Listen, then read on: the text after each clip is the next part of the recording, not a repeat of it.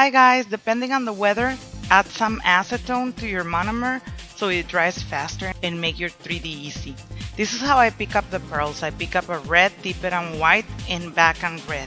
That's how you're gonna give that perfect color to the rose. I am working on top of a nail form so I can save the rose for later for another occasion so it doesn't stick to it. So let's start building the bottom. I start building, sometimes if my pearl is too big, I just divide that and make it look like it's 2 petals. Okay, so we continue, and if you see there, I'm sliding the brush underneath the flower before it dries.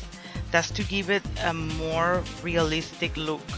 By doing that, you're creating movement to the rose.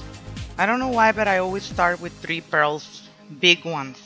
At the bottom, I create 3 big petals, and then from there I go. That's just the way I work, but if you want to do more, you can go ahead and do more. Just don't forget to create, again, the waving underneath. Keep moving them before they dry. You're kind of lifting them before they dry so it looks like a real open rose. The brush that I'm using is Pure Color number 5. It's very inexpensive. It's you can find it at Amazon.com. Number 5 Pure Color. That's how it's called. After it dried up, I set it on this piece of wax paper. It's the wax paper that comes behind the nail forms. So I'm using that. Then later I find out that it doesn't work very good with my lining, so I have to move back. Now keep it close to you, the bottom that you already did, so you can do the next petals kind of like the same size, so you can look at the flower and then look at your petals if they're not too big. You're gonna make 4 big ones. That's what I make. Like I say, it's always better to have more than have less, so make 4 or 5 big ones and make sure that you create that empty space in the middle, and you keep going like that. Later you're gonna see why am I telling you that you need to leave that empty space, because that's gonna be the hinge basically that puts together the rose. So I continue. I think I did like 5 little ones, and maybe at the end I had one left and I cut it in 2 and I still use them.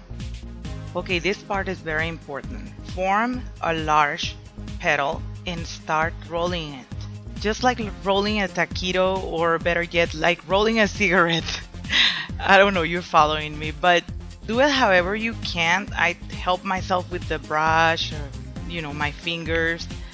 It's not that hard if the acrylic isn't that right consistency. Then it's very important because it's going to be the center of the flower, so you need to get it done.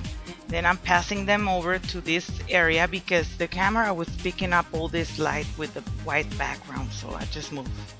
And I'm filling up the rose with 1 drop of red acrylic. You can use clear, but I'm using red. I think it's better.